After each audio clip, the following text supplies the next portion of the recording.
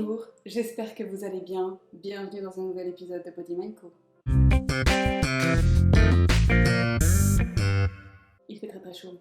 Et nous allons donc en profiter aujourd'hui pour voir une posture qui est très connue, la posture du chien tête en bas. Qui n'a jamais entendu ce nom? Qui est certes un petit peu absurde puisque je trouve qu'un chien tête en bas ne ressemble pas vraiment à ça. Mais bon.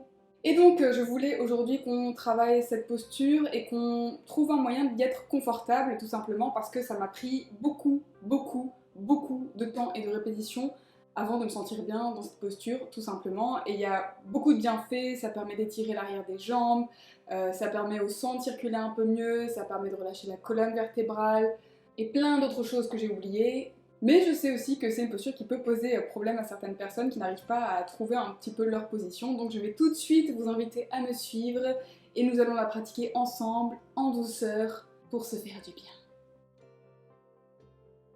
Et donc nous allons tout simplement nous retrouver à quatre pattes. Donc les mains à peu près sous les épaules, les genoux à peu près sous le bassin au niveau des hanches. Et je vais simplement venir déposer mes orteils au sol, donc les talons sont vers le ciel, et ce que je vais d'abord faire, c'est que je vais basculer mon bassin vers l'arrière, donc très simple. Donc là je peux vérifier que mes épaules restent détendues, vu que mon poids est plutôt vers l'arrière, normalement j'ai pas besoin de venir contracter ou créer des tensions. Je peux prendre quelques instants aussi pour respirer profondément, m'habituer un petit peu déjà à cette position, et je vais tout doucement pousser à la fois avec mes mains et mes orteils, mais je vais aussi imaginer mon bassin qui flotte, vous voyez, vers le ciel, mais aussi vers l'arrière, ce qui va m'éviter de me retrouver dans ce genre de position.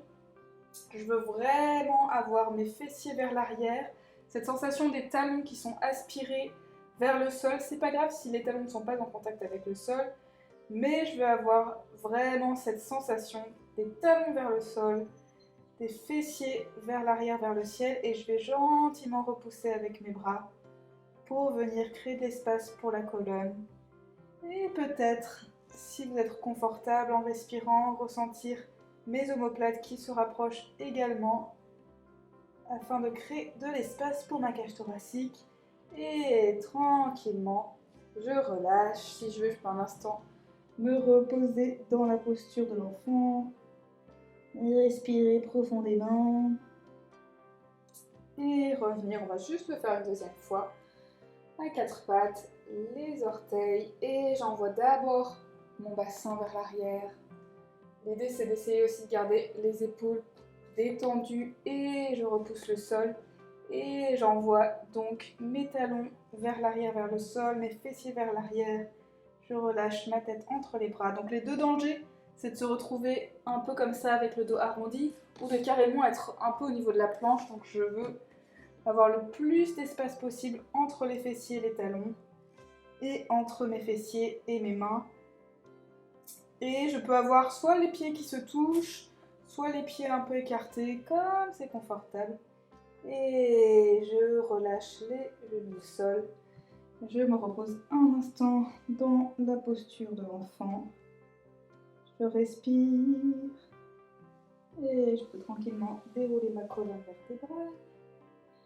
Et voilà, c'était tout pour moi pour aujourd'hui. J'espère que ça a pu vous aider un petit peu. N'hésitez pas si vous avez des questions.